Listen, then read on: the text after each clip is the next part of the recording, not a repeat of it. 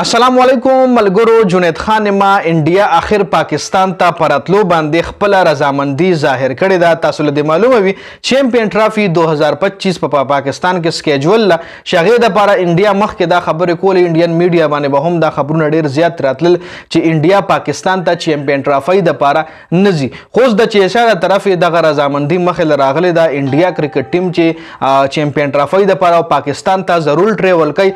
چیمپئن ټرافي کې نور کم لوبډلې شامل دي. چیمپئن ټرافي به کم ځای کله شروع کیږي، په سویم تاریخ په شروع کیږي، په سویم به ختمیږي. د انډیا میچز به کم ځای وي، د انډیا او د پاکستان میچ په کم ځای وي. په هغې باندې په دې ویډیو کې مکمل تفصیلات تاسو سره زه شریکوم. ویډیو خپله هم مکمل وګورئ او مخکې ملګرو سره ضرور شریک کړئ. ټول نه پهله غټ بریکینګ نیوز خو دا دی چې انډیا پاکستان ته په راتلو باندې رضامندي ظاهر کړې ده او اوس چیمپئن ټرافي چې کومه ده هغه په پاکستان کې الریډي شیډول ده. پاکستان د هغې شیډول الریډي آی سی سی ته ورکړو چې هغه شیډول آی سی سی ایکسپټ کړی دی.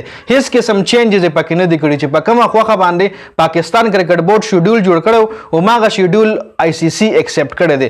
یو چینج پکې هم نه دی راوستی چونکې پاکستان کرکټ بورډ ویلو چې انډیا څومره هم میچز دی موږ په لاهور کې کوو او د انډیا او د پاکستان چې کوم میچ دی هم په لاهور کې سکیجول دی. لاهور قذافي سټیډیم لاهور چې کوم ګراوند دی په هغې کې به د انډیا نور میچز هم وي او د پاکستان او انډیا تاریخي میچ به هم په دغه ګراوند باندې وي.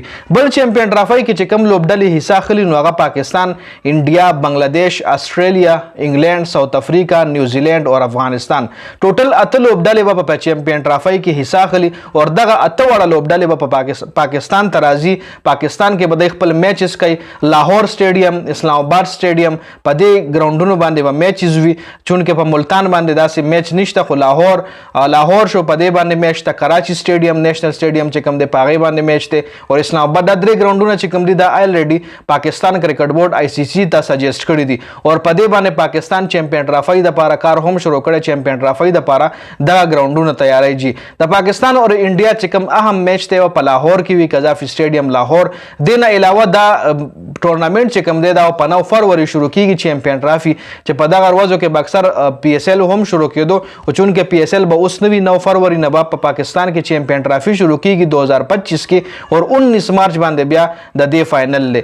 مطلب په 9 فروری نه 19 مارچ پورې ټوټل 40 ورځې چې کوم دی دا ټورنامنټ په چلی 40 تقریبا فروری میاشت چې کومه ده د 28 ورځې وي نو دا 38 ورځې 37 ورځې به دا ټورنامنټ په پاکستان کې چلی او د ډیره غټه پاکستان ته به ډیره غټه فائدہ ملاويږي. یو خو به انټرنیشنل ټوریزم د سره پروموټ کیږي. د هر ملک نه به صحافیان راځي، د هر ملک نه به کرکټ فینز راځي او د نه علاوه پاکستان کرکټ چې کوم پی سی بی د دې له به هم ډیره غټه فائدہ د آی سی سی له طرف ملاويږي. نو دا اهم اپډیټس مې سره په دې ویډیو کې شریکول. د ویډیو کتلو زیاته مننه جی. والسلام.